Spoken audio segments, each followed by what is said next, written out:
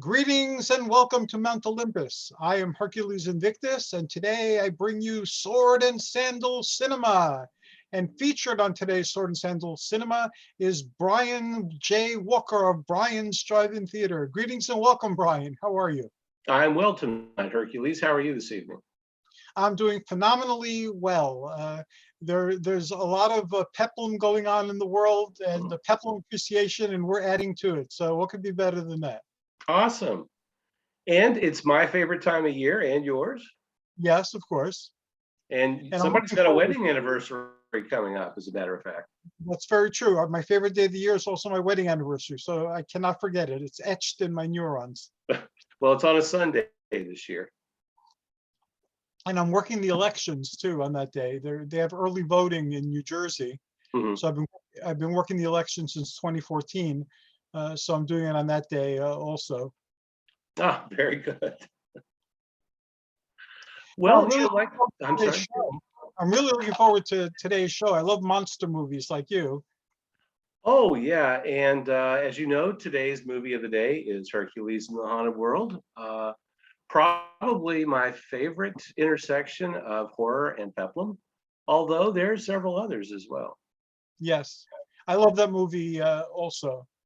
Mhm. It has several titles, like all the Peplum films, but it has the indomitable and unforgettable Reg Park in the leading role, and he's always a treat to watch. And a treat because he only really made about 4 movies. So, and it's a shame too because, two of my favorite Peplum films are ones that he starred in, and for somebody who wasn't an actor, I really like his performance in the movie. As do I, and I like his thing that he has where it's just all so casual and relaxed, most of the time. And you would imagine if you're the mightiest man on earth, you would have that attitude. Well, but with a lot of novice actors, oftentimes they're sweating and wringing their hands, and they look terrified. And I really like his approach to filmmaking. Is that I'm here to make some money and have a good time, and he Mhm. did. And I'm sure it was also a boost to his business. Certainly it made him internationally famous, if briefly, but I'm sure it drew attention to his physical fitness empire. Yes, and he was supposedly a wonderful person. He mentored Arnold Schwarzenegger and very Mhm. many other iconic bodybuilders. It was his film, Hercules in the Underworld, also called Hercules Against the Vampires, and several Mhm. other things that inspired Arnold Schwarzenegger to pursue a career in bodybuilding and in motion pictures. So he had that effect, and he published courses that are still widely used. One of our guests, Bill Hinburn, who has a show on her channel, he's kept Reg Park's tradition alive. I found out that in my old Facebook account, Reg Park's daughter was one of my Facebook friends, and that was really cool Oh, to discover that. Yes, very nice. Well, his son, he may still be, but his son used to be a trainer as well. I think he was a trainer yes. in Southern California. I don't know exactly where, but yes, his son is a trainer and he's John's on. still in contact with Bill. Oh, very good, very good. Anyway, going back to what I was saying, this is my favorite time of year. Certainly, well, we have the holiday trifecta coming up. I know Thanksgiving, I'm sorry, I know Halloween isn't really a holiday, but in America, we sort of treat it as such Right. anymore. My partner was telling me that it's the second or third biggest time of the year in terms of people running around spending way too much money on it. You know?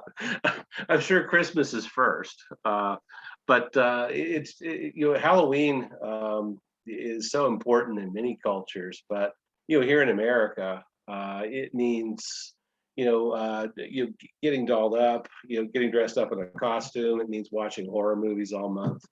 Getting together with friends too. It's time for harvest, and that is when people come together, in the community. So it's a time for that as well, and it's also a time to do that before it starts snowing. Very, very, very true. And, it is, in terms of its celebratory nature, I believe bigger than the holidays that preceded and follow it, because more people of more ages, tend to get involved in it, and it's something that they invest time, energy, and money, as you pointed out, in. And it's like a special day where you get to leave behind the mundane and be something different. From one of the many realms beyond our own.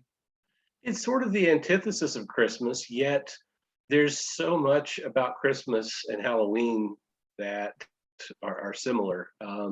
In that, it's sort of celebrated, for at least a month. Everybody, on October 1st, everybody, decorates their houses for Halloween. They start watching their favorite horror films. And I got to say, I actually decorated my house for Halloween in September. Awesome. My wife did as well. Probably And, before September, that. well, here at the Walker household, we sort of run Halloween and Christmas together. We've got a lot of Halloween memorabilia and such, and it replaces, the bric-a-brac and whatnot that we have, on our shelves in various rooms throughout the house. Well, at Halloween, everything gets replaced by exclusively Halloween stuff. And then because I'm lazy and don't really want to clean, I never switch it back. It just goes directly into Christmas after that. I will probably switch it over around November 15th. So I've got another good month or so with my really cool Halloween stuff that these days is hard to find. Yes, it is, because of the supply problems. My wife had a whole system set up when to start shopping for Halloween things. And this year it was thrown off. All the Halloween things sold out really early because there wasn't much of it. And the stores kept saying they didn't know when they were going to get more. So that led to develop an online quest to find new Halloween stuff to put with the old Halloween stuff. And so it's been quite an adventure, but the house is looking great. If you love Halloween, it's full of Halloween things. I'm Greek, so we have gods all over the place. So now there's gods and Halloween things decorating our house. Well, and like I said, so do we. And in about a month or so, it'll flip over to Christmas. So. And then we'll have a Christmas show. And as we discussed last year, there's more films that you can name that are horror and Christmas. Well, yes, actually, that field's pretty fertile, as a matter of fact. And those are some of my favorite horror movies, to tell you the truth. The ones, Christmas is supposed to be, a time of togetherness and happiness and elation. And I like the juxtaposition of a serial killer running through it or something like that. It's just, I like contrasts, and that's probably one of the best ones. And it kind of marries a little bit of Halloween with Christmas. Yeah. And those movies are a lot of fun. I like anything, you can weave horror elements into any other genre. You can bring it into Westerns, sci-fi, obviously. That's a pretty easy trip. But back in with Abbott and Costello movies in the 40s and 50s, they kind of married comedy and horror. Probably nobody has ever done it any better than they have. Quite honestly, I'm a big Abbott and Costello fan. As am I. Mm-hmm. Everything from Jack and the Beanstalk to The Mummy. My favorite's probably Abbott and Costello Meet Frankenstein for a number of reasons. As you know, when I was a child, I was a Super 8mm collector, and I had a digest version of Abbott and Costello Meet Frankenstein. It was probably, oh golly, I think it was about 200 feet, so that translates into about 7 or 8 minutes. So you got that much of the movie. And Castle Films used to edit them down to the point where you could actually get the plot of the film. You were going to miss major plot points, but they did a pretty good job with it. Yes, they did. You were better off if you got the 400 footer. You get a little more of the movie. As a matter of fact, I think I did get a bigger version of it. I never had the whole thing on Super 8. I remember in the back of comic books, they used to have those movies, and also you could send away for a projector. And I remember at Mhm. one point having one of the projectors and watching the movies. And I have friends also who collected those and still have their collection. So I've been Oh treated wow. both to many of those short films. Well, yeah, when I was a small child, one year for Christmas, one of the things that I got, and I don't really even know who got it for me, to tell you the truth. I was an only child, so I was spoiled. But I got this little plastic Schomburger projector, and Schomburger made. They were out of Chicago, I think, and they made children's plastic toys. Okay. And this was plastic. Uh, it took D batteries, and that illuminated the flashlight bulb that was in this. It was small. I mean, it was only kind of like this. And when you took the cover off in order to thread the 8 millimeter, it wasn't Super 8, it was just regular 8 millimeter film that came with it through it. Um, you, if you turned that around, there was a piece of white tape, on the back of the cover for the projector. So you could turn that around and use it as your screen. Oh, very cool. And with the flashlight bulb, it's about as much as you were going to get, size wise, because it just didn't have a whole lot of oomph behind it. But it was fun, and it wasn't automatic. You just had to turn the crank. It was a low tech kids toy, but that's what sparked my interest in all of this, really. So That thank you, Schomburger. they had really great stuff in the back of comic books, and this was in the days when you could send away for a squirrel monkey too for less than Sea $20. monkeys, yes. Yes, I believe it or yeah, not, I had sea monkeys when I me was a kid. too. Until I discovered that they were brine shrimp, which you can get at the pet shop in like plastic things for like $1. But yeah, Hmm. I felt that too. I imagined little people in the fish tank, taking their little kid to sea monkey school, but no. Well, I briefly had a fish tank when I was a kid, but I also had cats, Oh, and okay. um, the cats that I have these days are really soft, but my cats back in the day were pretty scrappy. And if you brought something else living in the house, I its had days that. were probably its days were probably marked. The fish tank didn't exactly work out, with me. I also had a hamster. Um, I've had hamsters. and cats and hamsters, not a good idea. Really not a good idea. It did entertain, hamsters don't live very long, but it did entertain my cat Morris for a solid 18 months. You know. He would come into We, my we live, it's we the learn. biggest mouse. Huh? We live and we learn, and we don't do that after we Yes, discover. yes, Although very true. And I had a tegu once, which is a giant lizard, a monitor type lizard, as oh a yeah. pet. Mhm. And whenever friends used to come visit, they used to bring things to feed the tegu. So they used to feed the tegu like mice, hamsters, Oh. all sorts of things. So I stopped inviting friends friends over. Uh, Mhm. and Yeah, we it's put the probably a tegu good in the idea. kitchen and put a curtain up in the kitchen so they couldn't see the tegu because it was you have to feed the tegu lizards anyway, or mice or whatever, but it shouldn't be a public spectacle. So Mhm. that was the for that. Yeah. Well, that's a pretty gruesome, uh, thought for Halloween.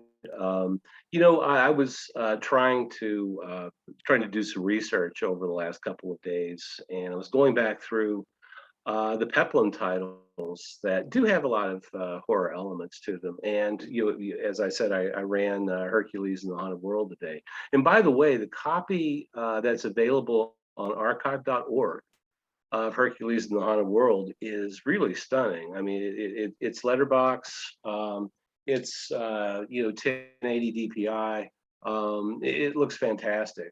If you have a chance, it'll remain on the Reg Park page even when I change the movie tomorrow. So it'll still be available through there. And you take a look at it, it's actually better than what I could find on YouTube. Mhm. The copies that I found available on YouTube of that movie, one of them is letterboxed to death. No matter how big your TV is, you're just going to get this, you know, small swath, in the middle of your screen with the movie, and even at that, it didn't look great. Um, I went old school and I pulled out one of the Mill Creek, 50 Warriors, 50 movie collection, Yeah. and that copy's watchable, but it's not great. But it is the one I watched because, like a dummy, I forgot to order the Blu-ray of Hercules in the Haunted World, but it should be here, I think, tomorrow. So I'm only a day late. That is awesome. I haven't started with Blu-ray yet because now they have 4K. So I'm concerned that Sure. by the time I build up a Blu-ray collection, because I have a Blu-ray player, Mhm. everything will be switching to 4K, and Blu-rays will be hard to find, or You know what, Hercules? I, I know that with every with DVDs, the picture quality was better than it was with VHS, and with Blu-ray, the picture quality is better than it was with DVD, and so forth. After a while, can your eyes really see it? No, I don't You know think what I so. mean? I mean, I know I'm wearing glasses right now, but to tell you the truth, my vision from a few feet away is great. It's just trying to read something up close. Oh, I have me too.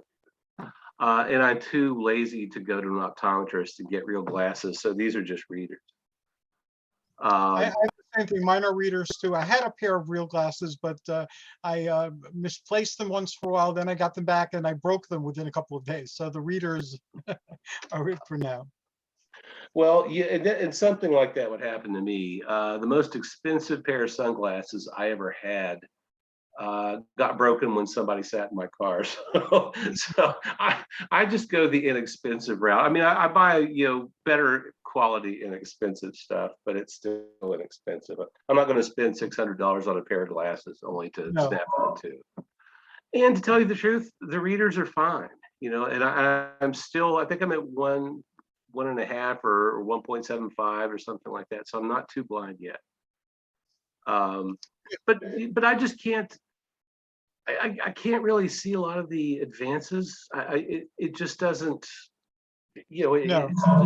it's not enough of a difference to make me want to go out and buy that 4K version, because I think the Blu-rays just look awesome. So, I for the think most, as long as it comes from good source material, and the Blu-ray sounds really good too.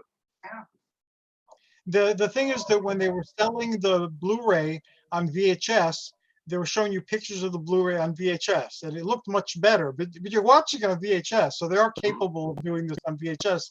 And then with Blu-ray, with 4K, the same thing. It looks so much crisper, but they're showing it to you on a Blu-ray. So and for Mhm. DVD Blu-ray, it was the same thing. So it's always better when they're demonstrating it, but they're demonstrating it on a medium that they could have done better with. So it's just an excuse, as we've discussed before, to sell you the same stuff over and over and over again.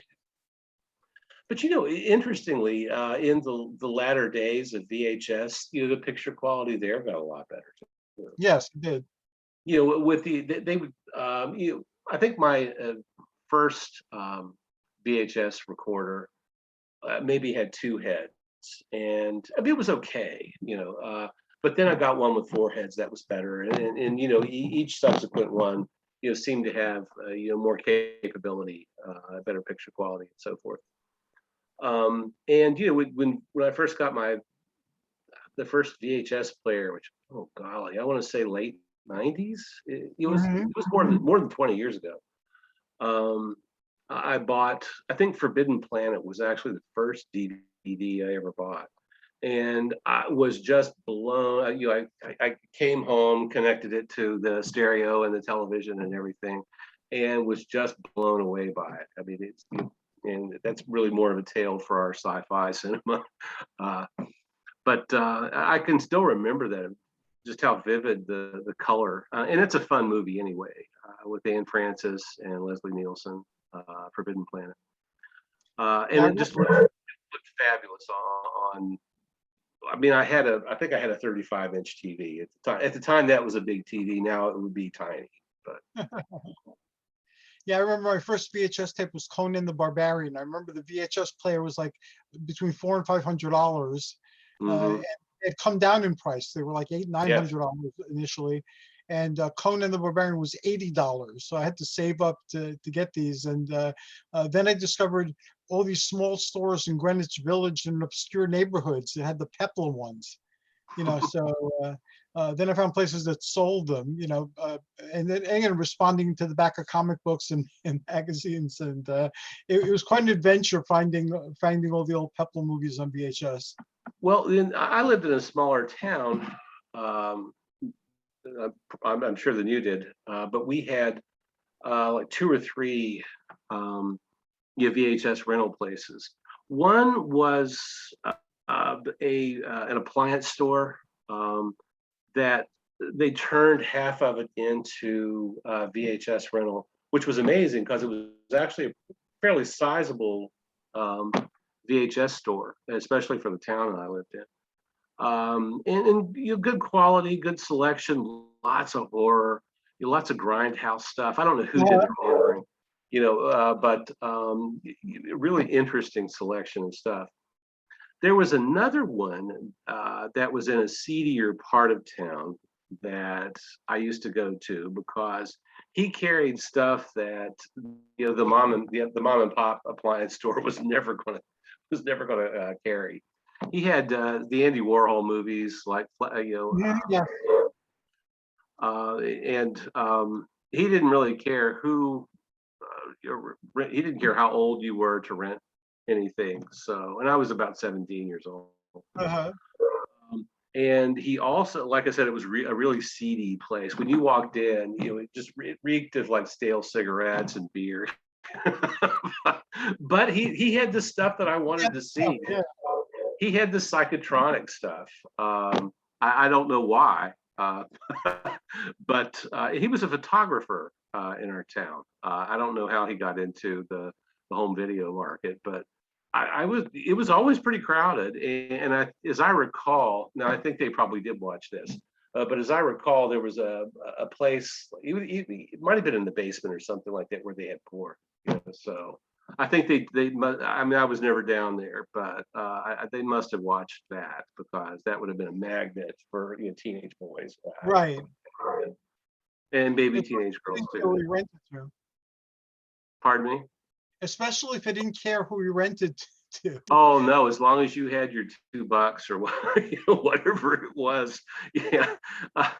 Carding, I work on a college campus, and we're really careful now, with ages. I mean, you must be 18 to enjoy these, rights and privileges, and you must be 21, to enjoy like an enhanced or an elevated sense of Right. rights and privileges. And I see that transition, among our students all the time. And the passage to 21, the right of turning 21 is a big thing, with a lot of college students. Back in my day, I don't remember getting carded for anything. I didn't either. I had a beard when I was 11. So I was a lot older, so I never got carded. Wow. I didn't know that. Until recently, my wife and I went and I got some NyQuil or something. I was having a cold, and they asked Yeah, you have to show your ID. Yeah. I did. It's like, you got to be kidding me. I'm like in my 60s, and it shows, but nope, they got to see your ID. So, okay.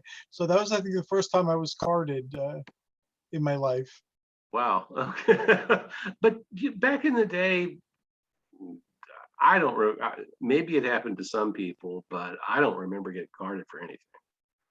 And you could walk out of the sketchy VHS store with whatever you wanted in your hand. So, Right.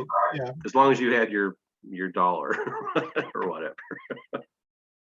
So I got to see a lot of the grindhouse movies. I got to see a lot of the movies that I'd always read about, but just had a snowball's chance in hell, of ever seeing, especially where I live. So, although that said, we did have a grindhouse in our downtown area, which has long since been torn down, unfortunately. And it was your traditional 1920s, 1930s theater that they didn't allow anybody on the balcony anymore for insurance purposes, Right. or fear of what might be going on up there. Um, but the main part of the theater was pretty sizable. I mean, it was a big, pretty big theater, and your feet stuck to the floor, and the seats were Yes. vintage 1932, whatever, with the steel coil springs built into them. But it was super cheap to go. Sometimes you could get in for 50 cents, and that was Yeah. nothing even then. That was a bargain even then. So I went there a lot, surprisingly. I saw A Hard Day's Night there, believe it or not. I believe it. We had three in our immediate neighborhood. One was the Archeo Coliseum, which is where Ron Carson's Coliseum. It's a tribute to that Oh, Archeo okay. Coliseum. And then we had a couple of them. I don't remember their names, but one was kind of like where you got to see movies that were recognizable as movies, but they were more risque, and they weren't like big studio type of movies. And then there was one that was seedy, and they showed everything from pornography to really horrible horror films and things like that.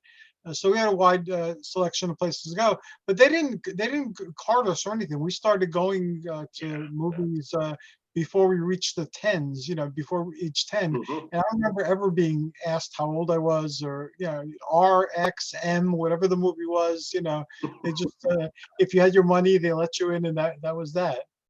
Yeah, You could you just smoke needed in a movie nickel. theaters, Yeah, drink oh beer. gosh, they were. That grindhouse that I used to go to as a kid or as a teenager, that is, man, that place stank, but eh, I would love to be able to go back there, quite honestly. I have some really fond memories of it. There was a neon clock off to one side. I think it was on the right side of the theater, so which actually still worked. You could still, you could tell Uh, what time it was there, and I can still remember the bathroom and how terrifying it was. Uh, 'Cause the bathroom was lit with like a 5-watt light bulb, and it was in the basement. You had to go downstairs. You couldn't see anything. Your nose kind of led you there because it hadn't been right. cleaned in decades. I usually just tried to hold off until after the movie was over Get back to home. tell you, yeah, well, or just to like the restaurant down the street or something. I didn't need to go back home necessarily, but God, I miss those days. I guess I'm fortunate in that I can still go to a drive-in theater, which have been all but eradicated and only recently have come back from the dead. But those old grindhouse theaters that a lot of small and medium sized towns that had one. Unfortunately, almost all of those are gone. They just couldn't Yeah. survive the transition to digital. And we have one here in Morgantown, the college town that I live in. And I'm struggling to. It was a Warner theater, so it was one of the '30s theaters that Warner Brothers, owned. Um, and it had been a large theater at one time, but subsequently, before I came to town, somebody had divided it up into three smaller theaters. Mhm. Which, gosh, it's a shame. But I would love to have seen it, just as one theater. Right. And when I moved to town, the main theater, as you walked in from the street, would have whatever that week's blockbuster was, big picture. And then the other two were more grindhouse, and they did show a lot of exploitation stuff. So, and that theater sadly closed about 10 years ago, and it's still sitting there for sale. And I'm afraid it's just going to rot into the ground. That is what happens. We had an old theater in my town too, with the marquee on top, and it Mm. didn't survive the pandemic. It's been closed since the early days of the pandemic. Now there's no plans on opening it, and there's talk of it turning it into something else, which is very, very sad. That does happen in a lot of, especially a lot of smaller towns in the South and the Midwest, especially the towns that are struggling to stay alive. You'll see a beautiful theater marquee, and the place has been closed for years, or in some instances it might have been turned into a church. Design wise, there's not a whole lot of difference between churches and theaters if you think about it. Stage, altar, Same thing. well, very similar. It's where everything happens. So I've seen a lot of that, and this doesn't mean anything, but there's a little gift shop that my partner and I like to go to in the Michigan Upper Peninsula, in this really cute little beach town that's up in the UP, or right off Lake Huron, and it's called The Show. And at one point, it was St. Ignace's downtown theater.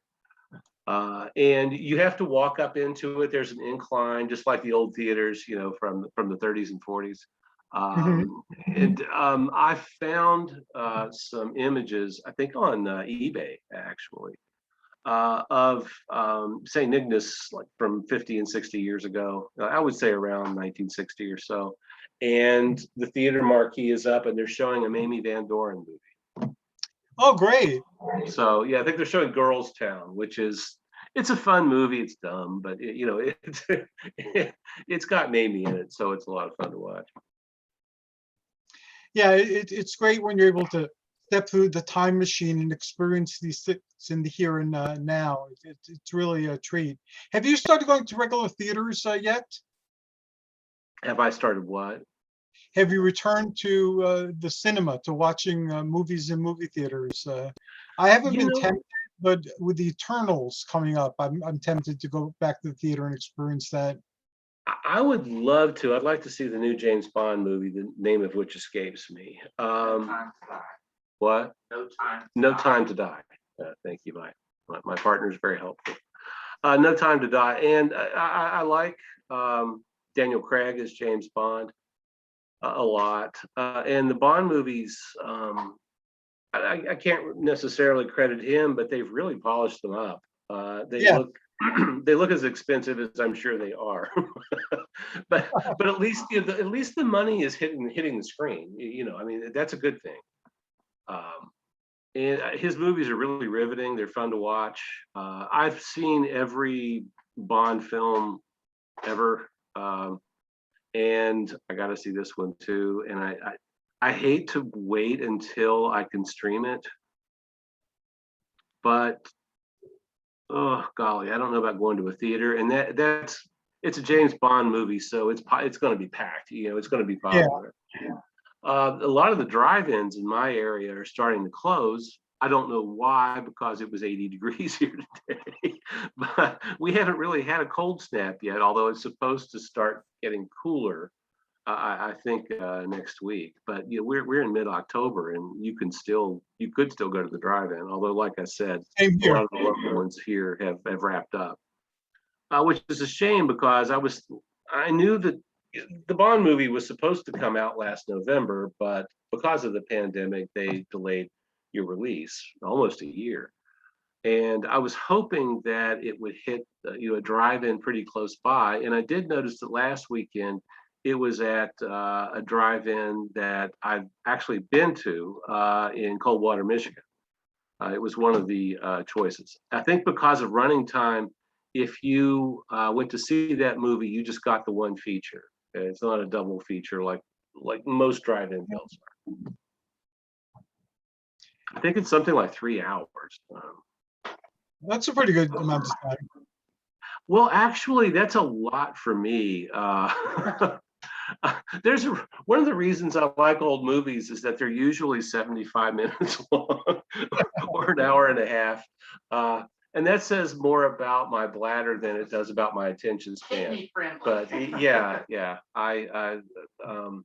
I always have like a glass of water or something nearby, and I drink a lot of fluid. Me too. And as a result, Me you too. know, Yeah. I need to pause, and you can't do that, and I still feel a little guilty if I am in a theater and then I got to get up, and so I always try, Uh-huh. and knowing my bladder, I always try to sit somewhere so that I could duck out, really easily. Near the corner. Me too. Yeah. Yeah. I haven't flown for a while, but I always used to try to pick, a seat that was fairly close to the bathroom too. That's a very important thing for me. And a 3-hour movie, gosh, I mean, if I can't stop it, I'm probably going to have to go at least twice because I'm going to have my giant soda or whatever, or Uh-huh. icy or whatever it is, and I'm going to polish that thing off. So I'm going to have to get up and go to the bathroom. That's just too much for me. Eternals is like 3 hours, I heard. So yeah, I'm Oh, okay. concerns, but I've been waiting for that movie for so long. I mean, I was one of the few fans of that comic book when it came out, and throughout the years, I've been following it. And it rose from obscurity, and they made a movie, and it's supposed to be a really good movie. So Mhm. I don't know if I want to wait until I could catch it streaming on TV, or until it comes out on DVD at Walmart or Target. I'm gosh, I would love to see the movie. I, I I know we're on the downside of Delta, at least right now. COVID seems to be very cyclical. It has peaks Yeah. and valleys. And right now we're coming down into a valley, which is a good thing, especially this time of year because we're going to have a lot of gatherings. Yes. Between Halloween, Thanksgiving, among Halloween, Thanksgiving, and Christmas, and New Year's too. I mean, I get together with friends every New Year's. Didn't last year, but we're planning on. I have some really good friends in Atlanta, and we usually go down to Atlanta for New Year's. We are usually the household, the people that have no plans to come to. We don't really celebrate, but I announced recently that when the pandemic's over, we're gonna have a Halloween celebration every year, just to commemorate our anniversary, Halloween, and life in general. So I hope the pandemic passes quickly, because I'm looking forward to doing that. So we have at least a year and a week or two for that to happen, but I'm looking forward to it from now. Well, and that hurts. This is the second year that I'm not going to have my Halloween party, and uh, we used to transform the house. I mean, our garage was given over to being a haunted house, which we would spend considerable amounts of time and effort and money on. And and even if I do say so myself, I think we did a pretty good job at it. Uh-huh. We still have the animatronics that we collected over the years Oh, awesome. for it, which you can't buy this year. I went into a Spirit Halloween store. And I know those are a chain, but it's what most people have available to them. Right. I went into one in Birch Run, Michigan, about a month ago, and my mother and I were in mid-Michigan for several days. We had a good time. Anyway, we went into the Spirit, and all of their animatronic stuff, well, and they only had like 3 or 4 things, was at the very front of the store, and the rest of it was, like trashy costume stuff. And I go in there for the stuff. I want to see the animatronics. I want to see, what kinds of Halloween merch you've got. I mean, the costumes. Gosh, I can't wear half of them because you've got to be young and in good shape. So Oh, yeah, there's you not a can whole come in lot. and debate. I'm sure they have one that fits you well. Well, but well, I mean, I've got a really killer zombie costume that I bought several years ago that I paid a lot for at a local Halloween store that is no the owner proprietor retired, and it's no longer available. But he ordered really interesting stuff that you weren't going to find at Halloween City or Spirit. Uh-huh. And he just had some really cool, unusual stuff, and I always walked out of his store, in 2 bags, sort of weighed down with all the stuff. And I still use the stuff that I bought in the store. And got, a lot of the costumes, like I said, you have to be, kind of young and in shape, in order to wear them. And they're not scary anyway. I mean, you just look trashy. Yeah. Well, yeah, yes, I would be scary in those costumes. You're right about that. I'd probably have to get 2 and sew them together at this point. The horror. Yes. But the Halloween store, the spirit just wasn't any fun. And I was blaming the spirit in Birch Run. So when I got back to Morgantown, I went to the spirit here at our local mall, which is even worse than the one that I went to in Michigan.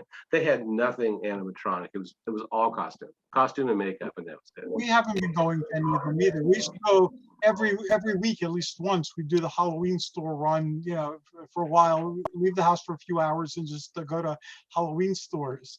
But we haven't done that this year, and it isn't the COVID, because we can easily budget the day, and we're in our car most of the time anyway. We wear masks and we practice social distancing. But they haven't had. They have inventory, but it's nothing like outstanding or nothing that I'm particularly interested in. Yeah. And I haven't seen a good Cerberus yet. If they get a good Cerberus animatronic, that's something I'd like. But all the Cerberuses that they've had so far didn't impress me, so not worth getting.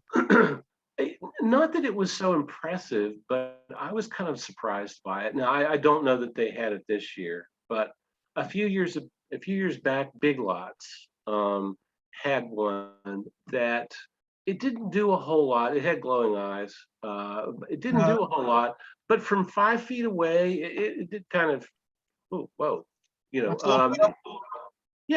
And like I said, it didn't do much. It just, you just got the effect of the eyes. But I almost bought a couple because it did sort of, take me aback when I would walk past it. I never did it.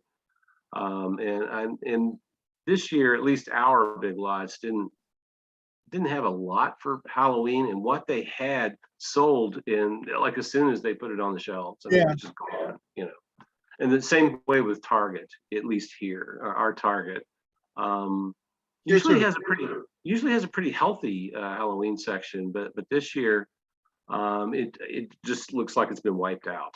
I guess people were just desperate for anything and bought whatever they had.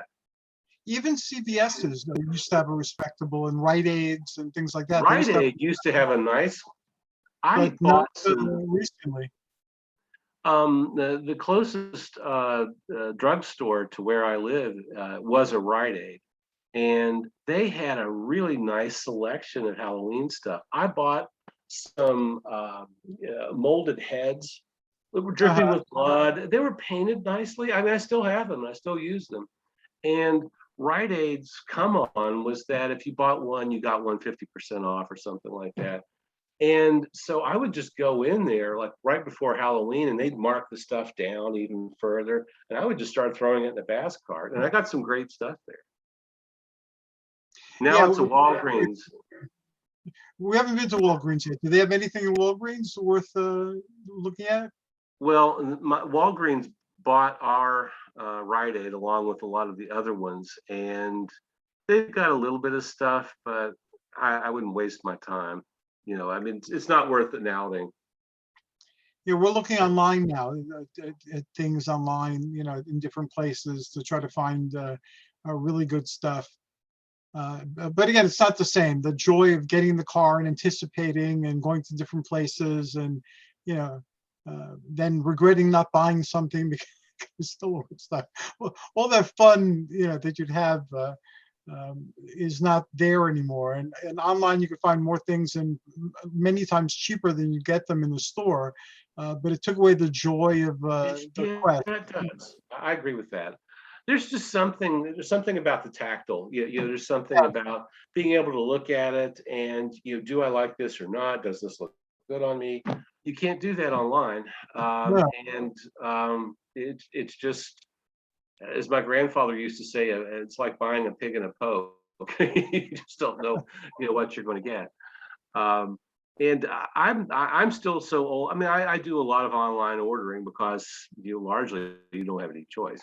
If there's something you need, it's either more easily expedited if you do order it online, and I don't often have like half a day to run around in town Right. and try to find what it is that I'm looking for. So I guess there is the convenience aspect to it, but it's just not the same. You get something, you open the box, and it's like, oh, I thought this was bigger. Yeah. Well, one thing that I do want to experience this year, because I didn't get to do it last year, is I want a Halloween experience. Fortunately, in this area, we've got a couple to pick from. Our local amusement park, which is local, by saying local, I mean Pittsburgh, is called Kennywood. And it started, I think its inception was around 1898. So it's been there for 120, some odd years, 123. They have some old vintage amusement park rides, some of the last ones in the world. But they have one called Noah's Ark, which is this huge contraption from about, I think, the late 30s or early 40s. It's a ship, but it rocks back and forth the whole time. And there are like stairwells that jiggle and move, and there are floors that bounce up and down. Insurance-wise, it's interesting that they can still get away with it, quite honestly. But at Halloween, they decorate that ride to be spooky. They take the animals out of Noah's Ark, and then they turn it into a haunted attraction.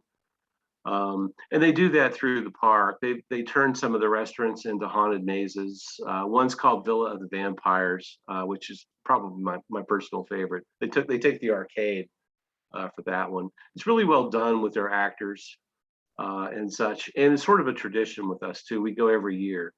We didn't go last year because they didn't do Fright Night, unfortunately. But this year it's back. So I'm taking a group of 30 students. My partner and I are.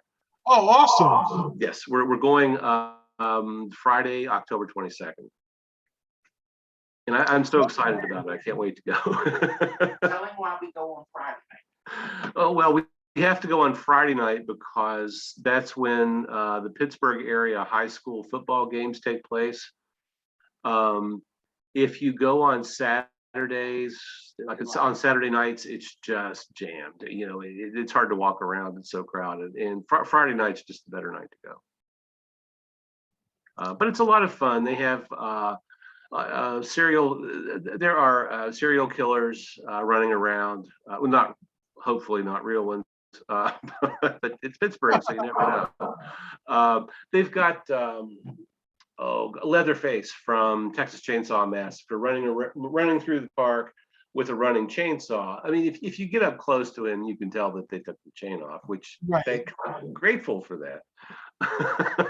But he runs up and scares people, and I always get terrorized by somebody at least once in the park. It's so much fun. And above and beyond that, you get to ride some great roller coasters. And Kennywood has some of the oldest in the country. One of my favorites, the Jackrabbit, dates back to 1921. This is its 100th anniversary.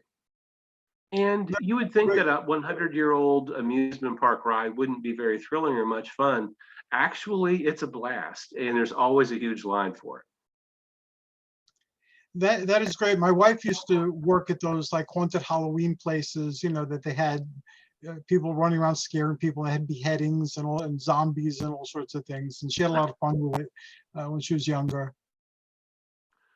Have you ever been to Universal Studios Hollywood? No, I never did. Last time I was out by Southern California was when the Conan movie had a thing there. And I had an opportunity to go there, but at the time I was planning on moving to San Diego, so I figured I'll catch it when I get here. So I never went, and I've regretted it. That's one thing I had the opportunity to do that I said no to, and I regret not doing it. Well, I haven't been for some years, but the last time I probably went was, I don't know, I'd say 10 years ago or so. But they have a Universal, it's Universal Studios, so they have a Universal Monster attraction, and it's staffed with live actors. The first time I walked in there, which was probably about 20 years ago, I was just blown away by it because Frankenstein's laboratory looks exactly like what it looks like in the movie, and it's and one time when we were in there, the Wolfman, who looked fantastic, scared the Jesus out of me. He got me. He got me so good. And I would love to go back. I understand that they are putting in a similar attraction at Universal Studios in Florida. They're building a new park. So there's going to be 3 parks. Oh, very good. For Universal in Florida, and this one is going to have some Universal Monster attractions, and I think that's brilliant. And the classic the Universal Monsters attraction in Hollywood. I'm not sure you could really beat that one because if you're probably going to have a lot of frustrated actors, who apply for jobs like that. So you're probably going to have a bigger pool of talent. Right. Maybe than you would in Florida, but who knows? Even here in Pittsburgh, you'd be surprised how some of the people who work at Kennywood for Phantom Fright Nights, how much they get into character, and you can see how much they enjoy it. Yes. Depending on their character, and these aren't necessarily young people. They're it's Pittsburgh, so there are people of all ages. There are people in their 70s working there, and they're 15-year-olds, and everybody in between. It's a lot of fun, and some of those people can scare you. They can be kind of frightening. They can look terrifying, especially if it's dark. Well, before the COVID came to us, I used to get invited for town functions. So everything like holidays, I used to lead parades. So I put on my peplum regalia, and it was a lot of fun. And I really got into that because that's a big part of who I am and what my life is all about. But yeah, it's great to dress up and to go out there and do your thing, whether it's a parade or whether it's a haunted Halloween type of event. We also have, and this is closer.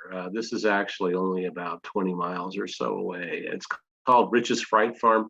Rich's is an area greenhouse, and they sell on a pretty grand scale. They have a number of greenhouses and have beautiful plants in the summer. And in the fall, they transform the farm into a really credible, scary, scarier than Kennywood, to tell you the truth, haunted attraction. There's a haunted hayride at the very beginning where you get trapped on the hayride in this garage, and there are people trying to kill you, and it's a lot of fun.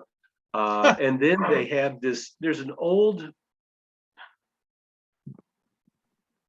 the main farmhouse on the property is what they have turned into their haunted house. And it's a large old farmhouse, with a lot of small rooms and such. And it is amazingly well done, terrifying. And each room sort of has its own theme, and it might be something new, like let's say newer, I should say, because Saw is not new. Saw is about 15 years old, but they have a Saw room, but they also have rooms dedicated to earlier films. They have a Freddy Krueger room, for example, and they do a really good job with it. And it's an all evening event, from the hayride to the haunted house, and then they've got a couple of mazes that you have to go through as well. You're talking, I don't know, like probably 2.5 hours. It's a lot, it's a lot of fun. And they're open like practically all night. Now I always get on the first hayride, so I get there early. I like to be on the first hayride.